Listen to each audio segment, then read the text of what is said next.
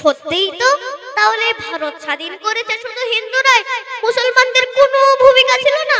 হ্যাঁ রে হ্যাঁ, যখন হিন্দুরা দেশ স্বাধীনতায় ব্যস্ত তখন মুসলমানরা আরাম আয়েশে ব্যস্ত। তোদের অবদান কিভাবে থাকবে?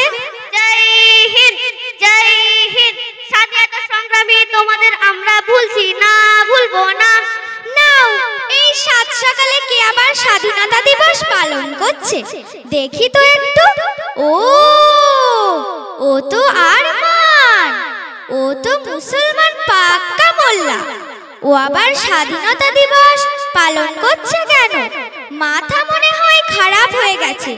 ওকে একটু ধুলাই দিয়ে আসি। দেশ স্বাধীন করেছে আমার বাবা কাকারা, আনন্দ করতে আমরা করব। আমরা হিন্দু, আমরা আনন্দ করব, তা না এক মোল্লা আনন্দ শুরু করেছে। যাদের পূর্বপুরুষের কোনো অবদান নেই তারা আবার আনন্দ করছে। দাঁড়া, এই কে রে তুই?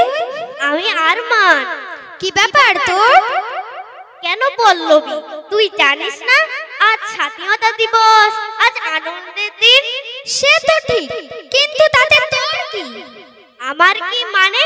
আজ স্বাধীনতা দিবস তাই আনন্দ করছি। আরে বোকা, আনন্দ তো আমরা করব, কারণ আমার বাবা কাকুরা ঠাকুরদারা এই দেশটাকে স্বাধীন করার জন্য তারা তাদের রক্ত দিয়েছে, প্রাণ দিয়েছে। অতএব আনন্দ তো আমাদের অধিকার। ও আচ্ছা, তার মানে তোর বাবা কাকারা প্রাণ দিয়েছে, রক্ত দিয়েছে, তাই তোদের অধিকার। আমরা মুসলমান, আমাদের কোনো অধিকার নেই, তাই তো? হ্যাঁ রে হ্যাঁ, তা তুই এতদিন জানতিস না? জানিস আরমান, ইংরেজদের কাছ থেকে এই ভারতবর্ষকে স্বাধীন করার জন্য হিন্দুরা রক্ত দিয়েছে, প্রাণ দিয়েছে। হিন্দুদের এই ত্যাগের কারণে আজ আমরা সুন্দর স্বাধীন একটা দেশ পেয়েছি। আরে শোন, তুই মহাত্মা গান্ধীর নাম শুনেছিস? হ্যাঁ, মানে ওই টাকায় যে ছবি দেওয়া থাকে, ওই ছবি? হ্যাঁ রে হ্যাঁ, তা তুই বেশ চিনেছিস। ওই ছবি, উনি হলেন মহাত্মা গান্ধী, যাকে আমরা জাতির পিতা বলি। এই দেশটাকে স্বাধীন করার জন্য কতই না কষ্ট করেছে। এই নেতাজির নাম শুনেছিস? হ্যাঁ জানিস এই নেতাজি দেশ স্বাধীনের জন্য কতই না কষ্ট করেছে। শুধু তাই না, জওহরলাল নেহেরু, মতিলাল নেহেরু, ক্ষুদিরাম, বিনয়, বাদল, দীনেশ, ভগৎ সিং, এইরকম হাজারো হিন্দু সংগ্রামী আছে, জানিস? সত্যিই তো। তাহলে ভারত স্বাধীন করেছে শুধু হিন্দুরাই, মুসলমানদের কোনো ভূমিকা ছিল না? হ্যাঁ রে হ্যাঁ, যখন হিন্দুরা দেশ স্বাধীনতায় ব্যস্ত তখন মুসলমানরা আরাম আয়েশে ব্যস্ত। তোদের অবদান কিভাবে থাকবে? আরে শোন শোন, তুই তো গাজীর পাঠ অনেক শুনিয়েছিস। দেশের জনগণ জানলো যে দেশ স্বাধীনতায় মুসলমানদের কোনো অবদান নেই।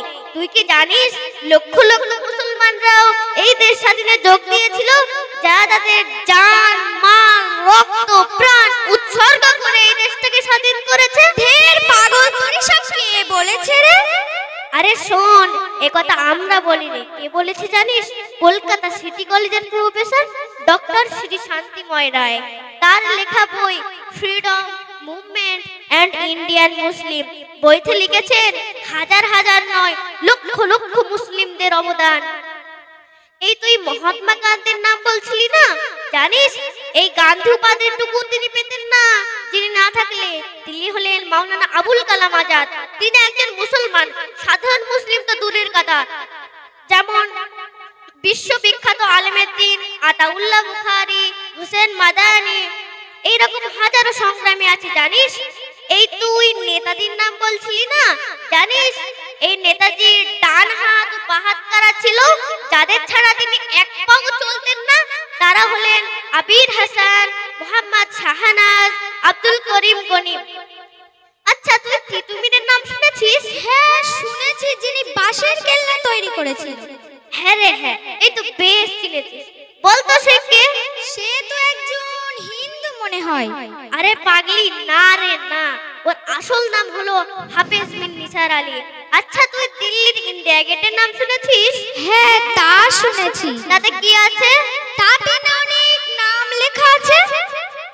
ওই নামগুলো কেন লেখা আছে জানিস? না তা তো জানি না।